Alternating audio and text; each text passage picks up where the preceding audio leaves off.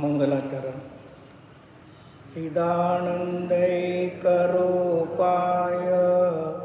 जिनाय परमात्मने परमात्मप्रकाशाय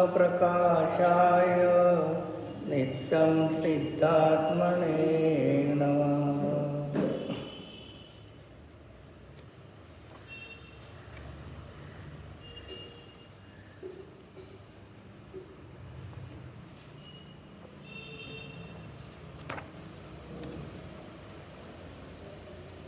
पान नंबर 21, गाथा नंबर 9, गाथा पाठ. गौ संसारी वसंताहं सामीय काल अनंतो परमयी किंपिण पत्तु सुख दुःख जिपत्तु महंतो. आचार्य योगेंद्र देवदीक्षित परमात्म प्रकाश. परमात्म प्रकाश ग्रंथामध्ये शिष्याने विनंती केली, हे भगवान, अनंत संसाराचा काळ निघून गेला, त्यामध्ये माझ्या जीवाला किंचितही सुखाची प्राप्ती झाली नाही. कोणत्या सुखाची? आत्मिक सुखाची उपलब्धी झाली नाही. मग त्या संसारामध्ये मी अनंत दुःख भोगलेला आहे आणि या अनंत दुःखापासून सुटून खऱ्या सुखाला प्राप्त होऊन पर्यायामध्ये निर्वाण अवस्था प्राप्त होण्याचा मार्ग काय आहे हे सांगत असताना त्या ठिकाणी निगोदापासून आपली यात्रा सुरू झाली आणि या मध्य लोकापाशी आपण येऊन थांबलेले आहोत. छ ढालेमध्ये पहिल्या ढालेमध्ये कशाचं वर्णन केलेलं आहे? छ ढालेमध्ये पहिल्या ढालेमध्ये चारी गतीच्या दुःखाचं वर्णन केलेलं आहे. निगोदापासून आपली यात्रा येथे मध्य लोकापर्यंत आली. हे काय? आपली व्हिडिओ कॅसेट. निगोदापासून परत येते मनुष्य गतीपर्यंत आलो. व्हिडिओ कॅसेट ही पहिलीची आपली पाहिली. मग पुढे तीच व्हिडिओ कॅसेट परत तयार करायची आहे का? नाही. म्हणून पहिल्या ढालेमध्ये चार गतीच्या दुःखाचं वर्णन सांगितलं.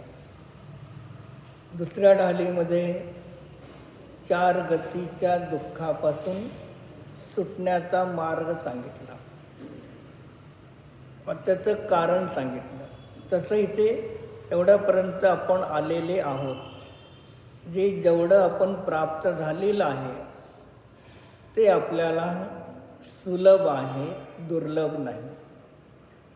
जी अनादिकालाच्या संसारामध्ये 11 अंग 9 पूर्वाचे पाठी झालं, जिनलिंग धारण केलं, पण श्रद्धा सम्यक झाली नाही, म्हणून अनंत दुःख भोगत आलेले आहोत.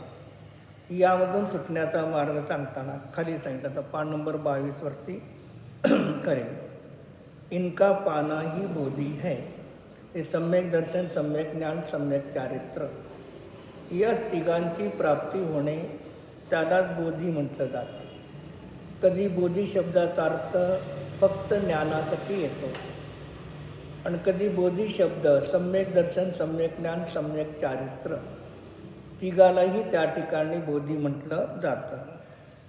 उस बोधी की जो निर्विघ्न रूप से भवांतर प्राप्ति है, दूसरे भव में प्राप्त हो जाना है, वही समाधी है.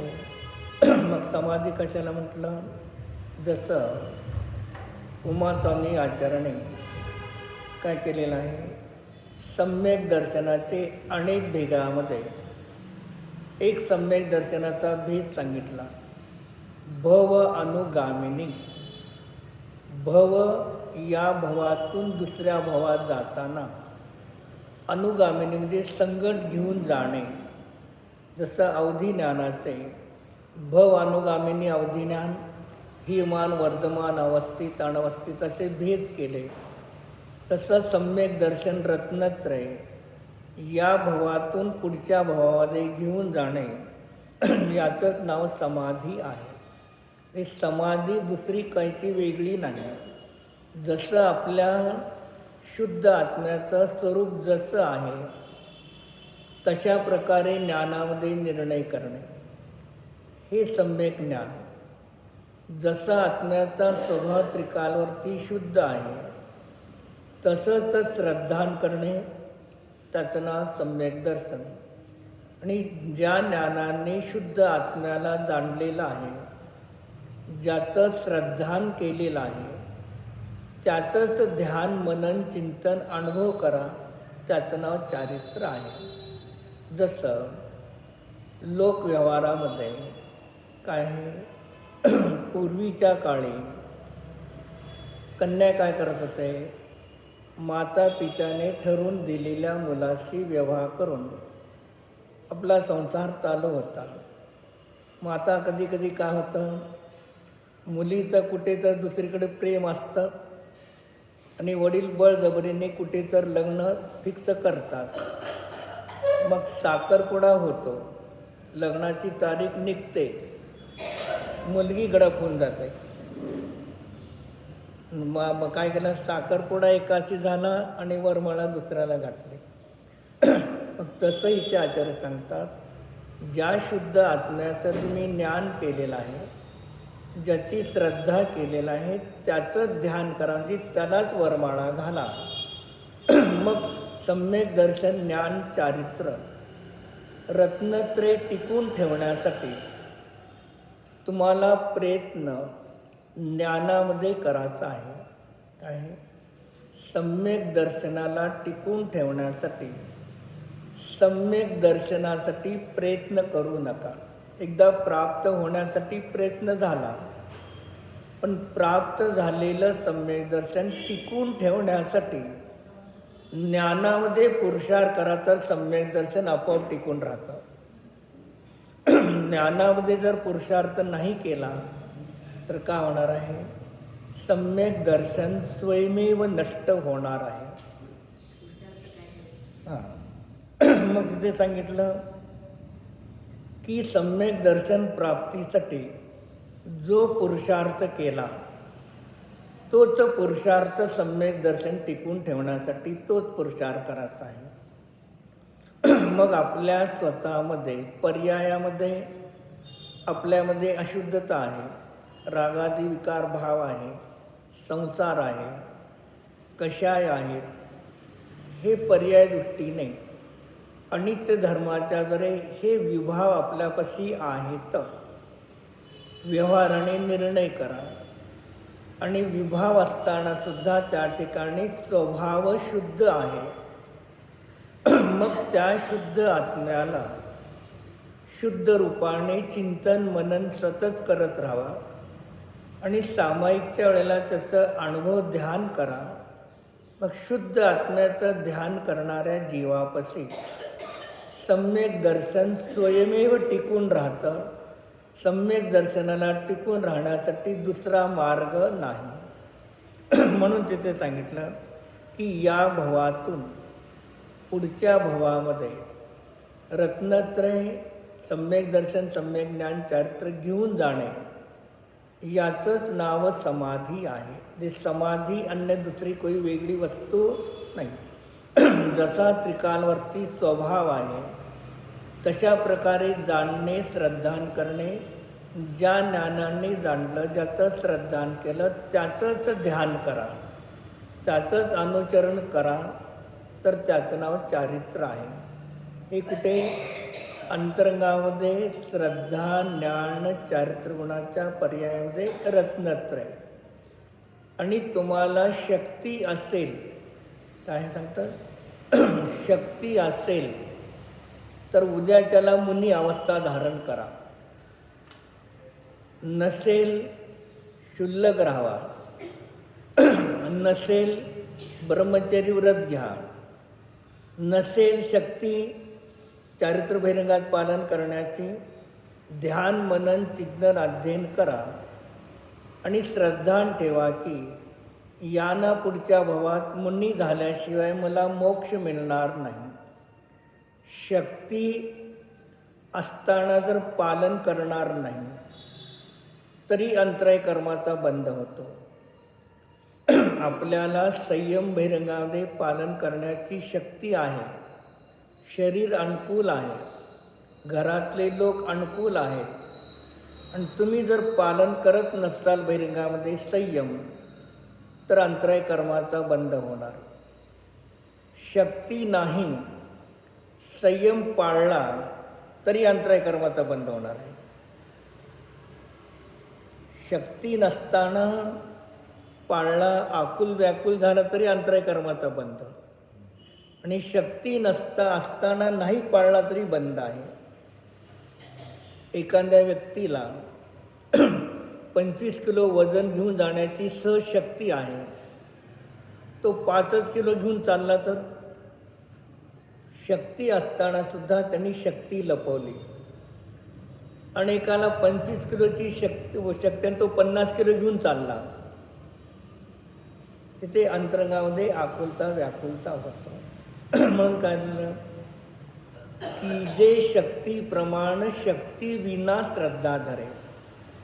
जेवढी शक्ती आहे तेवढं पालन करण्याचा पुरुषार्थ करा. एक सांगितलं.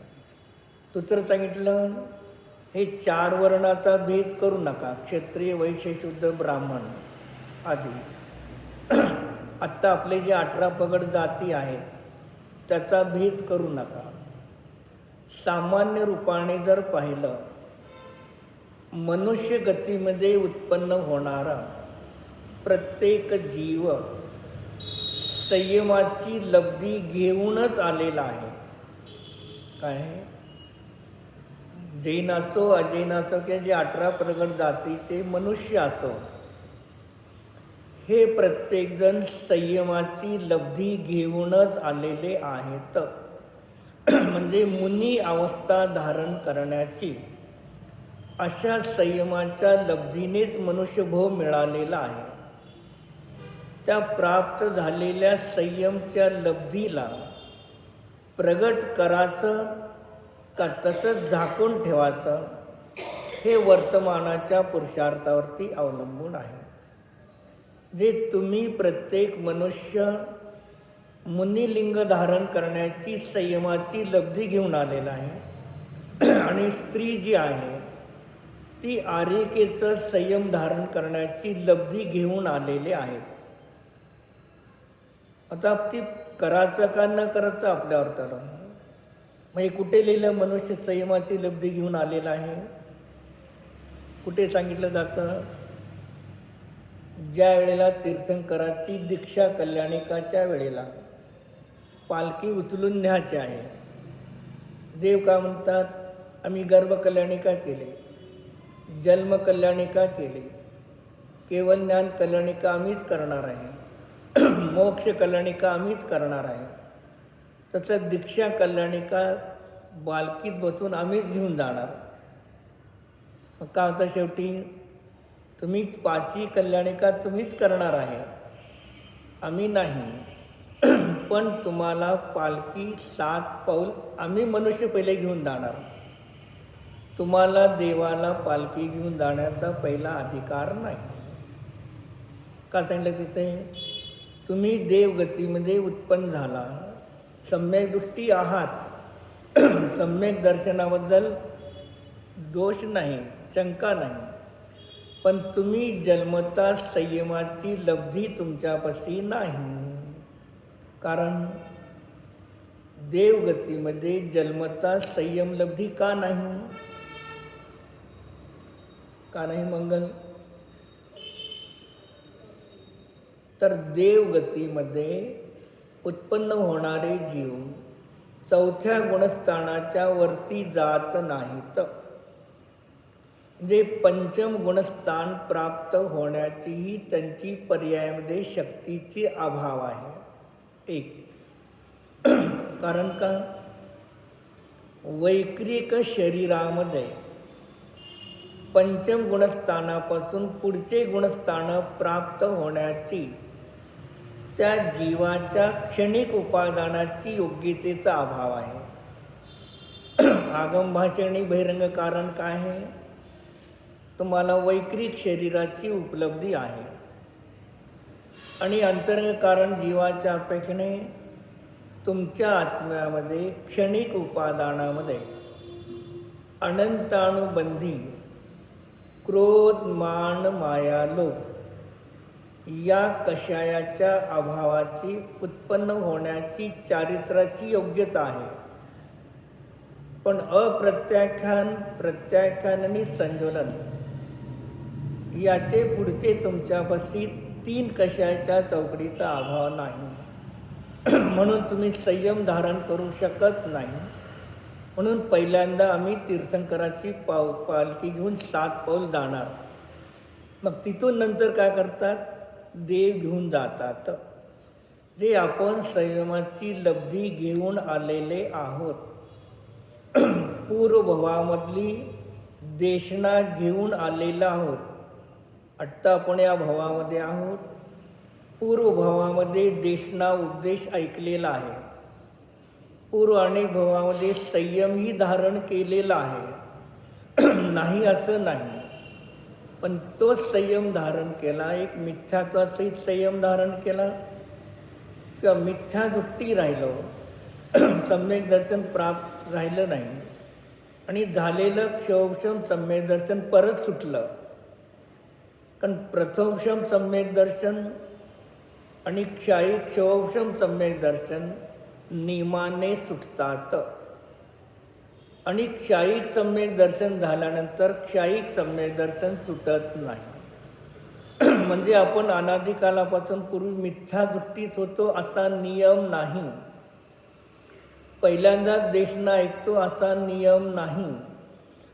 पूर्वभवामध्ये देशना ऐकलेली आहे, संस्कार आहेत. फक्त त्या निमित्त सान्निध्यामध्ये आपण गेलो नाही. म्हणून असलेला आपला ज्ञानाचा उघाड होत नाही. शेतकरी जे बीज जमिनीमध्ये पेरतो त्याच्यामध्ये ते बीज उत्पन्न होतात. आणि जे दुसऱ्या वर्षासाठी ठेवतो शिल्लक त्याच्यामध्ये शक्ती आहे की नाही उगवण्याची? आहे. मग उगवण्याची शक्ती आहे आणि त्या शेतकऱ्याने त्याला कधी नांगरून जमिनीमध्ये पेरलंच नाही, तर शक्तीचा अभाव आहे का? शक्तीचा सद्भाव आहे. पण त्या बीला जमीन पाणी हवा आदीच्या सानिध्यात त्याचा संपर्क आला नाही, तर ते बी उपादान असताना सुद्धा कार्यरत होणार नाही. तसं आपल्यामध्ये ज्ञान श्रद्धा चारित्र्य प्राप्त करण्याची शक्ती लब्धी आपल्यापाशी आहे. पण आपण खऱ्या देवगुरु शास्त्रापाशी जात नाही. म्हणून आपल्यामध्ये ती शक्तीची अभिव्यक्ती होण्याचं कार्य होत नाही. मग दोष कुणाचा आहे?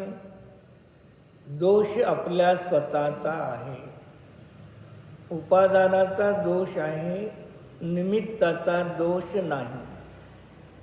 अनेक वेळेला आपण समोशनमध्ये जाऊन आलो, उपदेशही ऐकला, तीर्थंकरी निमित्त मिळाले, पण आपल्या उपादानामध्ये पुरुषार्थ केला नाही. काय झालं? पावसाळ्याचे दिवस आहेत आणि पाऊसमध्ये काही पाणी आपल्या घरातलं सगळं संपलेलं आहे आणि पाऊस वरनं पडत आहे आणि पाणीचं तर पाणी प्यायला पाहिजे. मग पात्र नेऊन वरती आपण गच्चीवरती पात्र ठेवले कशासाठी? पाणी भरण्यासाठी. आणि पाऊस पडत आहे, पाऊस बंद झाला आणि जाऊन वरती जाऊन काय केलं, पात्रामध्ये पाणी बघितलं तर एकही थेंब पात्रात पाणी पडलेलं नाही. का? उलटे ठेवले ना. मग त्या पडणाऱ्या पावसाचा दोष का पात्राचा दोष का आपल्या परिणामाचा दोष?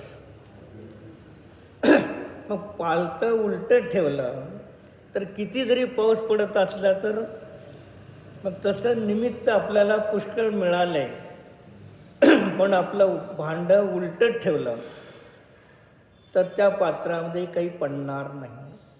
तसं आज भाग्याने देवगुरु शास्त्र आपल्याला मिळाले, मनुष्य जन्म मिळाला, 5 इंद्रिय मिळाले, यथाशक्ती आपल्या आपल्या पुण्याच्या उद्याने बहिरंगाची सामग्री मिळाली. कानाला ऐकायला येतं, डोळ्याला वाचता येतं, पायाला मंदिरने चालता येतं.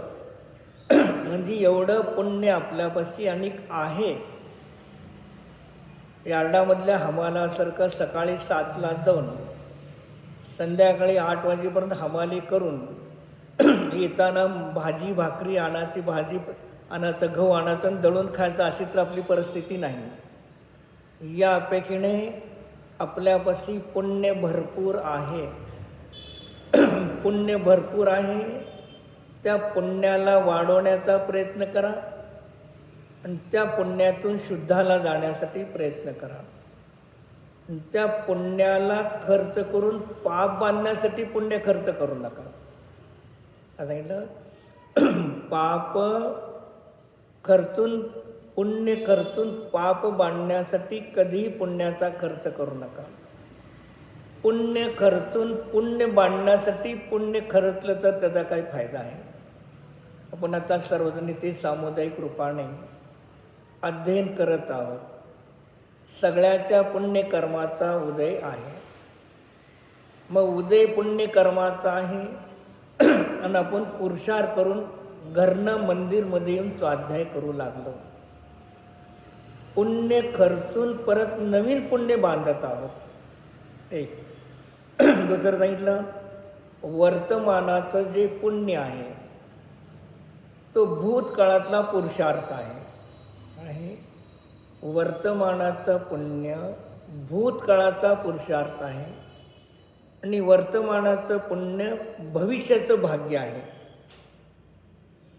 आज आपण जे खातो, जे सगळी सामग्री मिळाली, पूर्वजन्माच्या पुण्याचा उदय आहे. मग यालाच काय म्हणतात आचार्य, शिळं खात आहोत. घरी शिळं चालत नाही, आम्ही शिळं खायचं का? घरी तर आम्हाला ताजे ताजे रोटली तव्यावरनं काढलेलं पाहिजे. मग पुण्य शिळं खायचं आम्हाला. जी पूर्वीच्या देवगुरु शास्त्राच्या सानिध्यात केलेल्या परिणामाच्या द्वारे बांधलेलं पुण्य ते आता उदयाला येत आहे. मग शिळच खात राहिलं आपण. मग नवीन काहीतरी गरम खावाचा आता. जेवढा वेळ प्रपंचात द्यायचा तेवढा वेळ द्यायला पाहिजे, त्याचा नकार करत नाही. त्याच्यातून राहिलेला जो काही वेळ असेल तो देवगुरु शास्त्राच्या सानिध्यात राहण्यासाठी प्रयत्न करा. सामायिक आधी चिंतन मननाचा प्रयत्न करा. तर हे नवीन पुण्य आत्ता तुम्ही बांधलेलं आहे, नवीन खाता.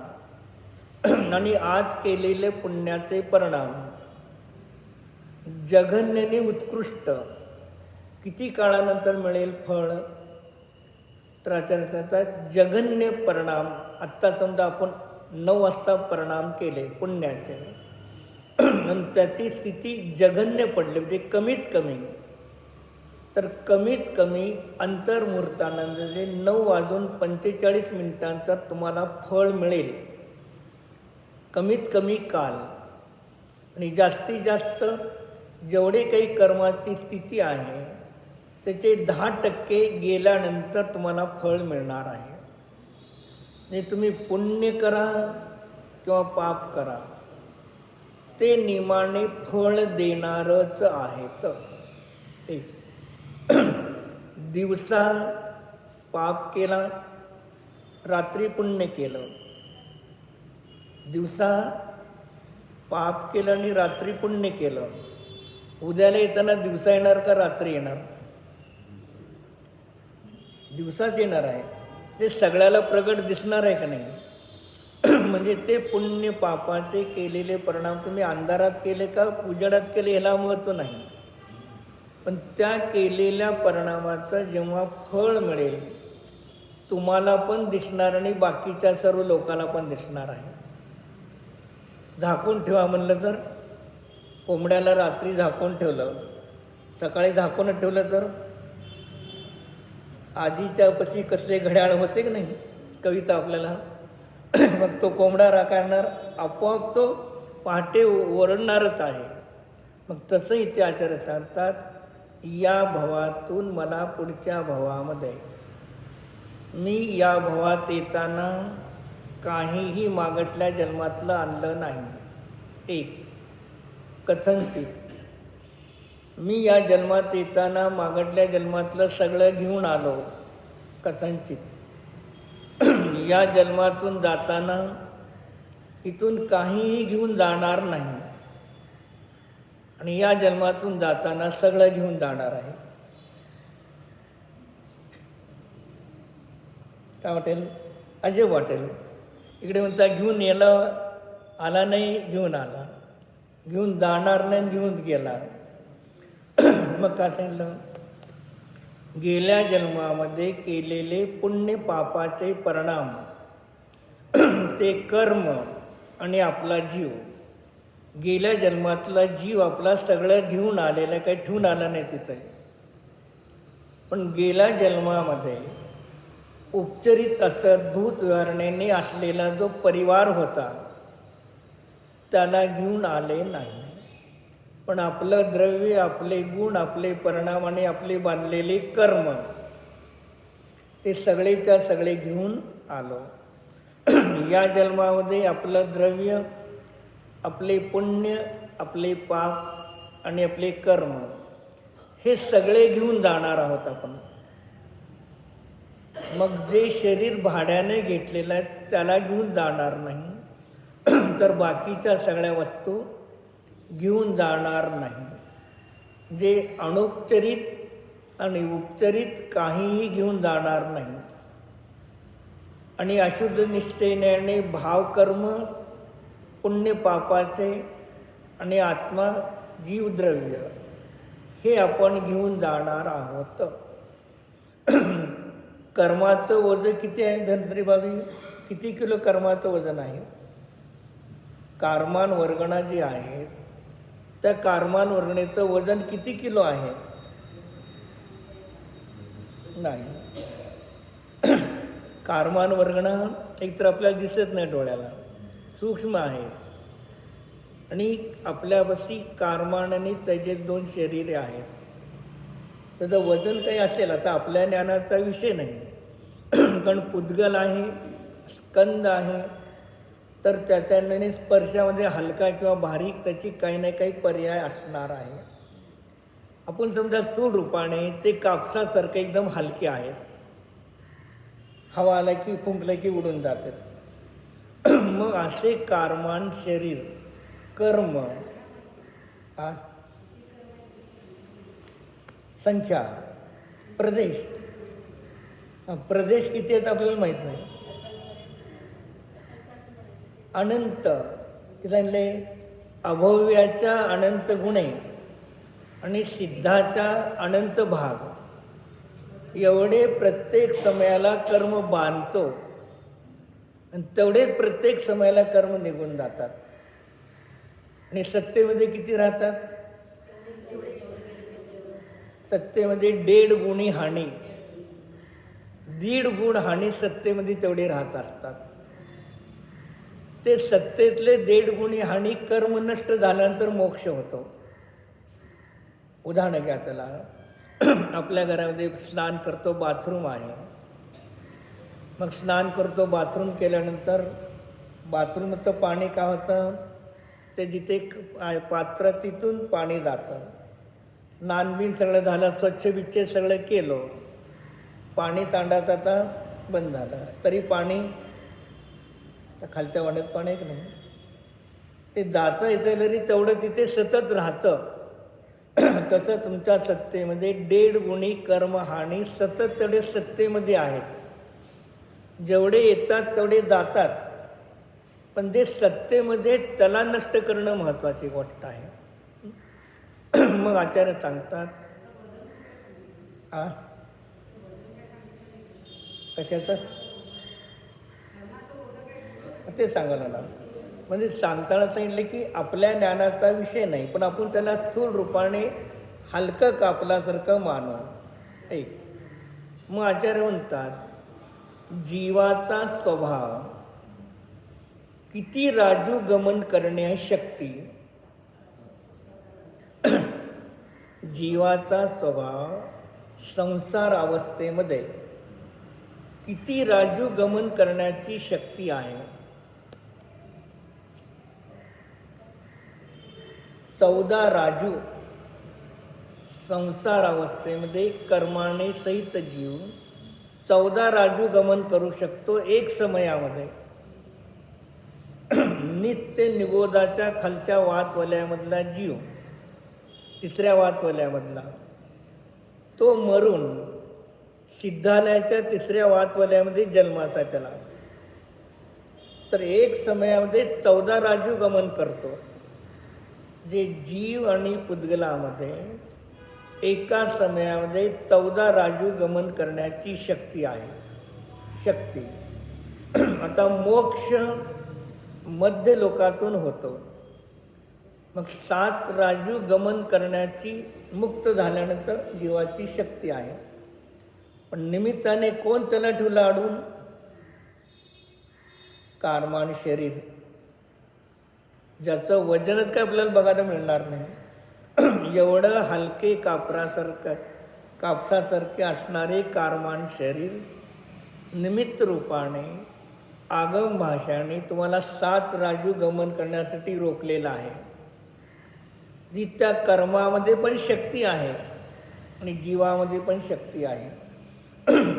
जीव पण राजा आहे आणि कर्म पण राजा आहे.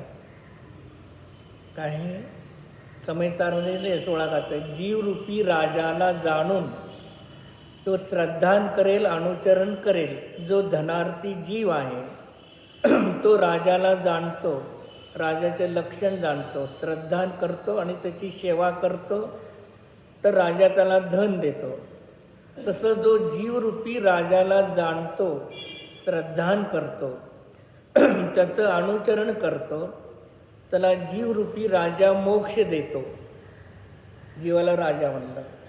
आणि त्याच समयचामध्ये पुढे कोणत्या तरी एक अधिकारामध्ये सांगितलं, जसा जीव राजा आहे तसं कर्मही एक राजा आहे. काय? कर्मही राजा आहे. आणि जो राजा असतो तो बलवान शक्तिवान आहे. तसं कर्मही एक राजा आहे, बलवान आहे, शक्तिवान आहे. म्हणून तुम्हाला आजपर्यंत संसारामध्ये ठेवलेले आहेत. दोघांपाशी शक्ती आहे, पण दोघंही राजा एक नाही आहेत. असं असताना सुद्धा तिथे आचार्य सांगतात, जोपर्यंत जीवरूपी राजाचा पुरुषार्थ कमी आहे तोपर्यंत कर्मरूपी राजाचं काम चालतं. ज्याला जीवरूपी राजाचा पुरुषार्थ होतो त्याला कर्मरूपी राजा आपोआप पराभूत होतो. म्हणजे तुम्ही त्या कर्माला एक समयसारच्या अपेक्षेने सांगितलं, कर्म आत्म्याला काहीच करत नाही, आत्म्याचा काही संबंधच नाही, परद्रव्य आहे, भिन्न द्रव्य आहे, अत्यंत अभाव आहे. हे सिद्धांताच्या अपेक्षेने बरोबर आहे. पण तुम्ही जेव्हा त्या कर्माच्या सानिध्यात येता तेव्हा ते कर्म जोपर्यंत तुमच्यापाशी आहेत तोपर्यंत तुम्हाला मोक्षसुद्धा प्राप्त होऊ देत नाहीत. म्हणून राजाचा पुरुषार्थ, जीवरूपी राजाचा पुरुषार्थ झाला त्याला कर्मरूपी राजा पराभूत होतो. पण जीवाचा पुरुषार्थ जोपर्यंत नाही तोपर्यंत कर्मरूपी राजा बलवान होऊन आपल्याला चारी गतीमध्ये भटकायला लावतो. म्हणजे आपण काही घेऊन आलो का नाही? घेऊन आलो. आत्मा द्रव्यगुण पर्याय, मागटल्या भावातले काही अनुपचरित आणि उपचरित असं अद्भुतपणे काही घेऊन आलो नाही. आणि या जन्मामध्ये जे काही पुण्याच्या उद्याने सामग्री प्राप्त झाली ती खऱ्या देवगुरु शास्त्राला भक्ती केल्यामुळे प्राप्त झालेली आहे. जे पूर्वभवामध्ये खरे देवगुरु शास्त्र हे निमित्त होते तुम्हाला आणि तुमचे परिणाम उपादान होते. म्हणून आज जैन कुल आदी सगळी सामग्री मिळालेली आहे. भारतामध्ये सगळ्यात टॅक्स कोण भरतात जास्त? जैन. ते श्रीमंत आहेत का ना सगळी जैन लोक आहेत. याचा अर्थ का? खऱ्या देवगुरु शास्त्राची पूजा करणाऱ्यापाशीच विशिष्ट पुण्य बंद होतो. आणि ज्या देवापाशी, ज्या शास्त्रापाशी, ज्या गुरुपाशी काहीच नाही, निष्परिग्रह आहेत, त्यांच्या पूजा भक्तीनेच विशिष्ट पुण्य मानलं जातं. बाकी सगळे सरागी आहेत, त्यांच्या पूजा भक्तीने विशिष्ट पुण्य मानलं जात नाही. एक आहे. एक दुसऱ्या अपेक्षेने पैसा, लौकिक व्यवहारामध्ये जे धन आहे, मग एखादं धन मुंबईमध्ये, पुण्यामध्ये वेश्या व्यवसाय करणारा त्यांच्यापाशी धन भरपूर आहे, पण संयम, चारित्र्य नाही. मग चारित्र्य संयम हे उत्कृष्ट चारित्र्य संयम जिन धर्मामध्येच प्राप्त होऊ शकतं. ते सर्व संग परिग्रह त्याग जिन धर्मामध्येच आहे. जेवढा पुण्याचा उदय आहे तेवढं तिथे पूर्ण त्याग करतात. चक्रवर्ती तीर्थंकर ग्रहस्थ अवस्थेत होते, पुण्य भरपूर होतं, सोडून मुनी झाले, पुण्य वाढलं का कमी झालं? वाढलं. पुण्य कशाने वाढतं? पुण्याच्या उद्यात मिळलेल्या सामुग्रीला त्यागल्यानंतर पुण्य वाढत असतं. आपल्याला काढतं पुण्याची सामुग्री भोगल्यानंतर पुण्य वाढेल. पुण्याच्या उद्यामध्ये त्याग केल्यानंतर पुण्य वाढत असतं. आणि पुण्याच्या उद्यामध्ये पुण्याच्या सामुग्रीला भोगल्यामुळे पाप बांधलं जातं. काय केलं जातं? पाप बांधलं जातं. इथे आचार्य नेमिचंद्र आचार्य द्रव्यसंग्रहामध्ये सांगतात. आणि टीका करणारे ब्रह्मदेव सुरी पण त्या ठिकाणी गाते सांगतात. हे एकेंद्रियापासून पंचेंद्रियापर्यंत हे सगळे जीव का उत्पन्न झालेले आहेत? त्याला कोण उत्पन्न केले का? नाही. हे कसे आहेत? कोणी ईश्वराने उत्पन्न केलं नाही, तर त्यांच्याच जीवाच्या केलेल्या परिणामाद्वारे काय झाला? हा एकेंद्रियापासून पंचेंद्रिय अवस्था उत्पन्न कोणी ईश्वराने केली नाही, कोणी कर्माने केली नाही. गाथा नंबर 11 आहे बृहद्रव्य संग्रहामध्ये. असेल तर घरी तुम्ही जाऊन बघा. का सांगितलं? पृथ्वी, जल, अग्नि और वायु, वनस्पति आदि विविध प्रकार के स्थावर एकेंद्र जीव है और शंकादि 2, 3, 4 तथा 5 इंद्रले त्रस्त जीव है. मग त्रस्त आणि स्थावर जीव आहेत. याचा अर्थ काय आहे? 5 प्रकारे अर्थ करायचा: शब्दार्थ, नयार्थ, मतार्थ, आगमार्थ आणि भावार्थ. मग इथे काय सांगलं? व्यवहारण्याने त्रस्थावर आदी जीव आहेत, निश्चयण्याने जीव ज्ञान दर्शन स्वरूप आहे. गाथार्थ झाला, नयार्थ झाला. तर मतार्थ मग त्रस आणि स्थावर जीव आहेत. त्रस आणि स्थावर कोणी ईश्वराने उत्पन्न केले नाहीत, हे मतार्थाच्या वेळेने. म्हणजे याला कोणी करणारा ईश्वरवरती बसलेला नाही. पुढे सांगितलं आदि पदों की व्याख्या: छद्मस्त जीव, अतींद्रिय, अमूर्त, निज परमात्म स्वभाव की अनुभूति से उत्पन्न सुखरूपी अमृत रस स्वाद भाव को प्राप्त न करता हुआ. काय सांगितलं? स्वतःचा आत्मा अमूर्तिक आहे, अशा स्वतःच्या कारण परमात्म्याचं ध्यान अनुभव केला नाही, त्याचं सुख पर्यायामध्ये प्राप्त झालं नाही. हे सांगितलं म्हणजे या भावाला, या आत्म्याचा अनुभव केला नाही, हे अध्यात्माच्या अपेक्षेने नास्ती कारण सांगितलं हेतू. तर आगम काय सांगतात? न प्रारंभ इंद्रिय सुख तुच्छ होने पर भी उसकी अभिलाषा करता है. एक तर आत्मिक सुख जाणले नाही, अनुभव केला नाही, जे शाश्वत आहे, नित्य आत्म्यापासून उत्पन्न होणार आहे. आणि जे इंद्रिय सुख कसं आहे? तुच्छ होणे पर भी, आणि उपाधी असताना त्याचं काम केलं नाही, जे तुच्छ आहे त्याची काय केली? पहिल्यांदा एक अभिलाषा केली. एक सांगितलं अभिलाषा करता है, उसमें आसक्त हो करके एकेंद्रियदी जीवों का घात करता है.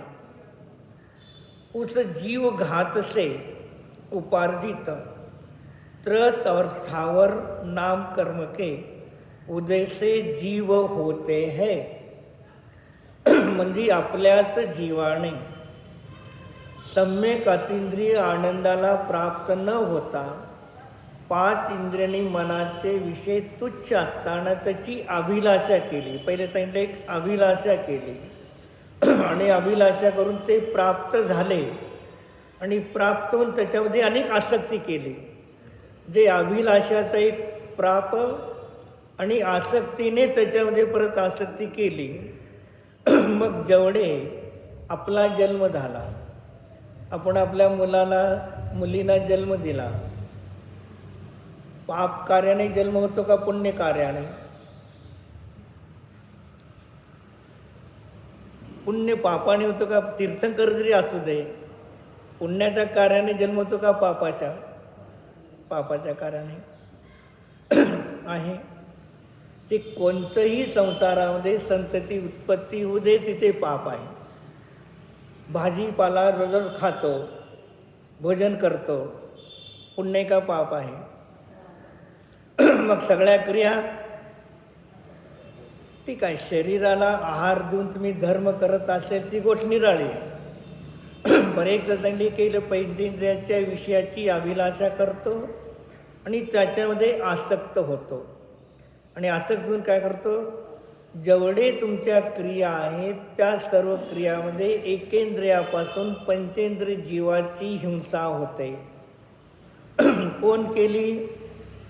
मी. परिणाम मीच केले, अभिलाषा मीच केली, आसक्त झालो आणि नवीन कर्म बांधले. कोणते? एकेंद्रियापासून पंचेंद्रिय जीवाची हिंसा केली. मग त्या केलेले हिंसा किती? मन वचन काया कृत कारित अनुमोदन सौरंभ समारंभ आरंभ 108 प्रकार.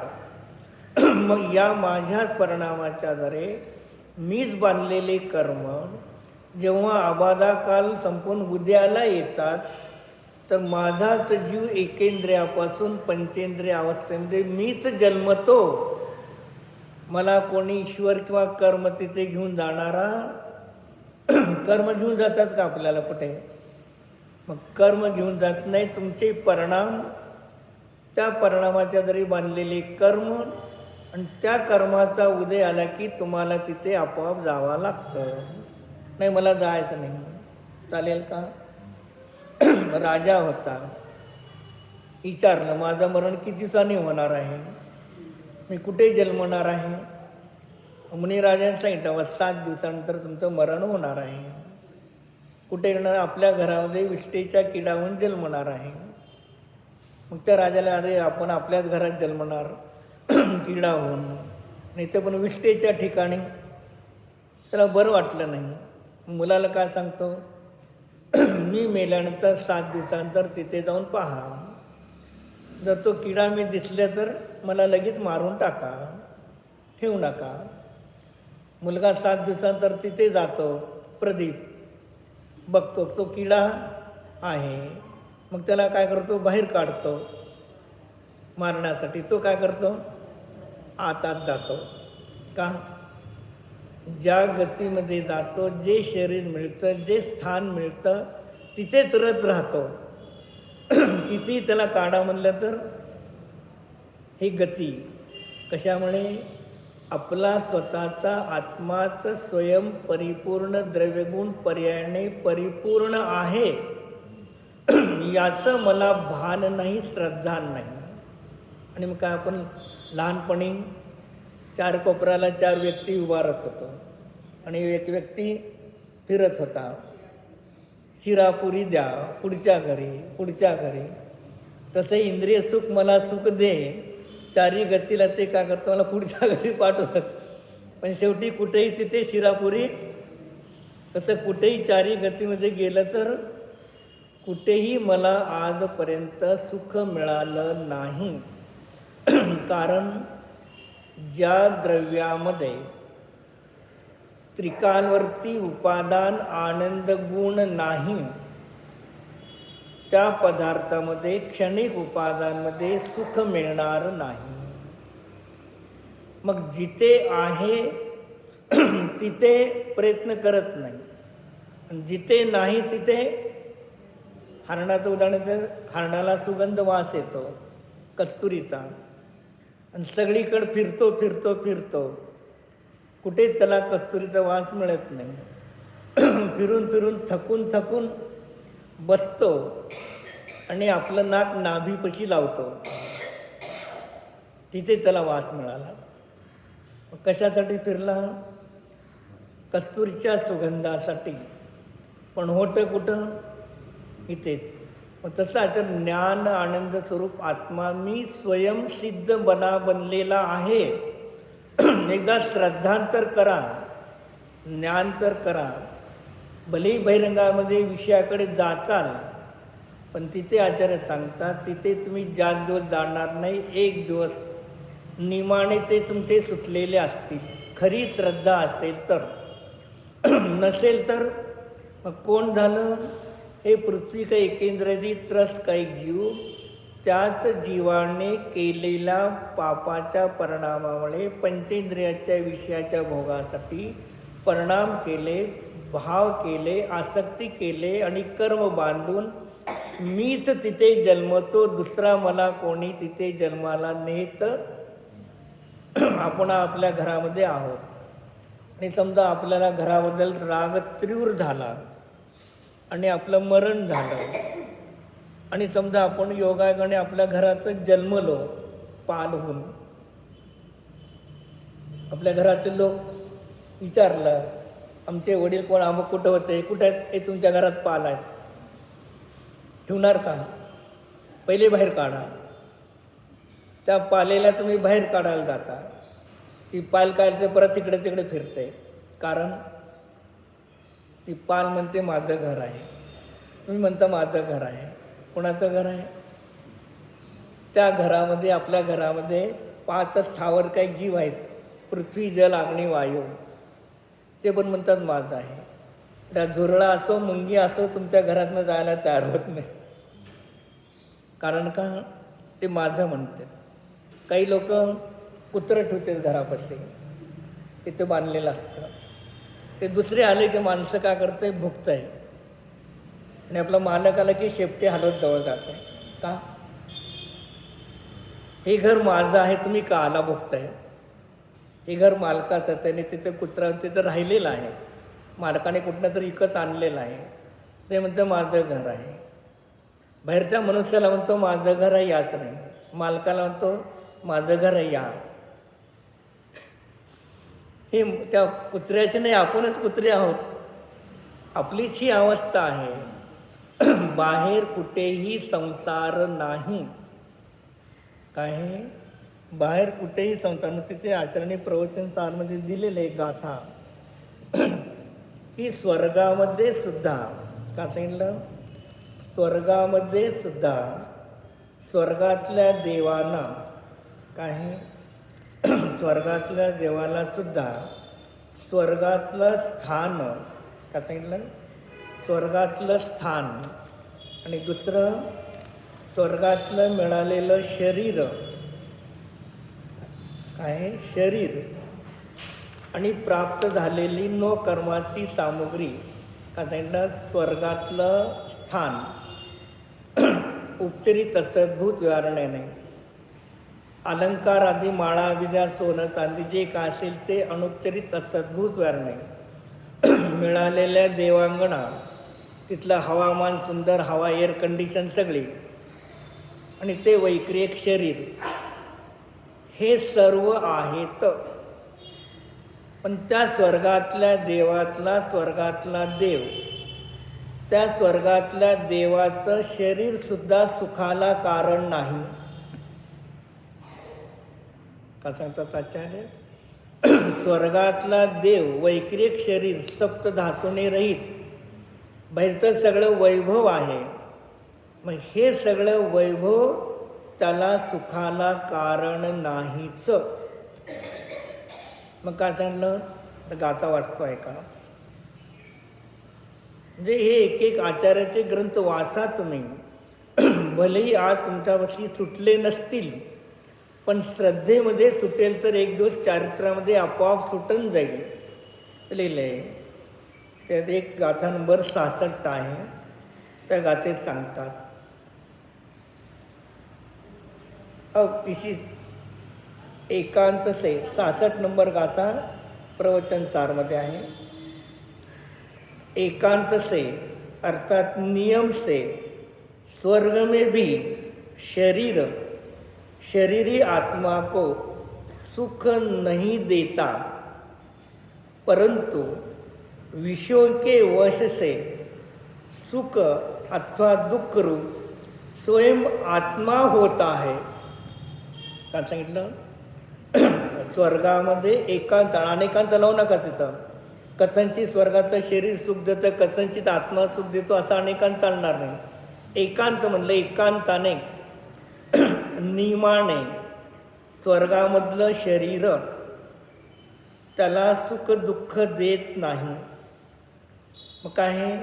त्या स्वर्गामध्ये त्या शरीरामध्ये असणारा शरीरी आत्मा जो आहे, तो आत्माच काय करतो? त्या विषयाच्या वश झाल्यामुळे आत्मा स्वयं सुख दुःख रूपाने परिणमन करतो. शरीर सुख दुःख रूपाने परिणमन करीत नाही. हे निश्चित श्रद्धान करा. काय सांगतात? तुम्ही आज काय म्हणतो आपण? शरीर मला सुख देतं, शरीरामुळे सुख मिळतं, इंद्रियामुळे सुख मिळतं, परपदार्थामुळे सुख मिळतं, ह्याच्यामुळे आपण मानत चाललो. मग शरीर बहिरंगातले जे पदार्थ आहे त्यांच्यामध्ये त्रिकालवर्ती उपादान आनंद गुण आहे का? मग ज्याच्यामध्ये त्रिकालवर्ती उपादान गुण नाही तिथे क्षणिक आनंद सुख येणार कुठलं? म्हणजे काय सांगायचं आहे? तुमच्यासारखी स्वर्गामध्ये सुख आहे भरपूर, चला इथे तिथे जाऊ, आणि ते म्हणतात मनुष्य आम्ही केव्हा होऊ? ते मनुष्यासाठी तरपडतं तर आपण स्वर्गामध्ये जाण्यासाठी तरपडतो. म्हणजे काय सांगितलं तिथे? एकांताने स्वर्गाचं स्थान, शरीर, अनुकूल सामुग्री सुखरूप परिणमन करीत नाही. या शरीरामध्ये बसणारा शरीरी आत्मा जो आहे, ज्ञानशरीरी आत्मा, तोच काय करतो? स्वयं सुख दुःख रूपाने परिणमन करतो. अन्य कोणी दुसरा सुख दुःख रूपाने परिणमन करीत नाही. एक आपल्यासाठी महाराज आम्हीच्या उदाहरणं देत होते. उदाहरणं परिचित द्या की जे आपल्याला परिचित माहीत आहे. मग तिथे उदाहरणं का दिलं जातं? महाराजांनी एकदा उदाहरणं दिलं. विवाह झालेला आहे, पती पत्नी नवीन आहे आणि फिरायला कुठेतरी गेलेले आहेत. मग फिरायला जाताना दोघांनी एकमेकाचा हात आपल्या हातामध्ये धरलेला आहे. दोघं आनंदी आहेत का नाही? सुखी आहेत. कशामुळे? पत्नी काय म्हणते? म्हणजे पतीचा हात धरल्यावर सुखी आहे. पती काय म्हणतो? पत्नीचा हात धरल्यावर सुखी आहे. मग दोघं स्वतंत्र आपले आपले सुखी आहेत का एकमेकामुळे सुखी आहेत? बस हे सिद्धांत. भलेही बहिरंगातून क्रिया तुमची आहे नाही, पण तिथे तुमचा आत्माच सुखरूपाने परिणमन करत आहे, दुसराचा आत्मा किंवा शरीर सुखरूपाने परिणमन करत नाही. हे एक एक सिद्धांत श्रद्धेमध्ये दृढ करा. भलेही लौकिक व्यवहारामध्ये तुम्ही त्या सुखाला सुख माना, लोकव्यवहार नाही. व्याधी होते तसं दुःख नाही, म्हणून अपेक्षेने सुख आहे, पण ते पण तावत्कालहून नष्ट होतं, म्हणून ते सुद्धा सुखाभास आहे. म्हणून असे अनेक ग्रंथ वाचा, स्वतःच्या डोळ्यासमोर जाऊ दे. जेवढं आपलं अध्ययन वाढतं तितकी श्रद्धा का होते, आपोआप दृढ होत जाते. हो.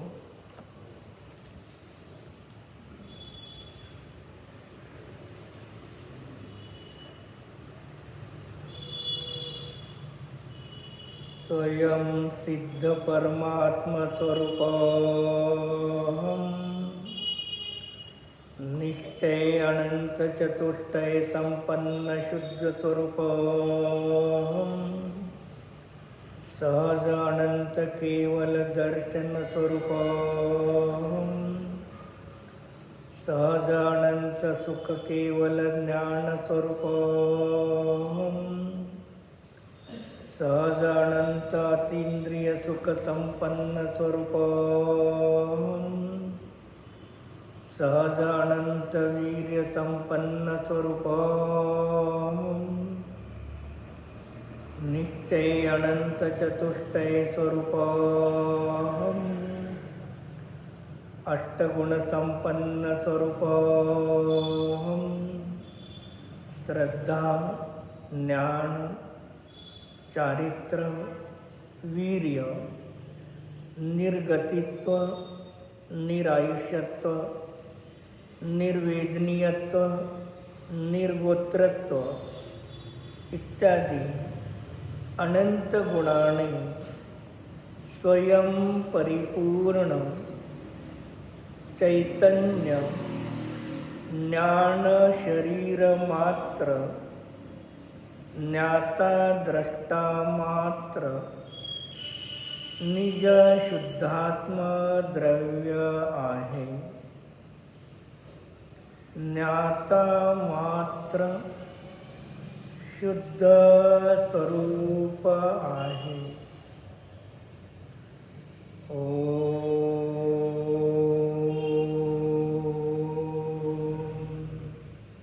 शांती शांती शांती.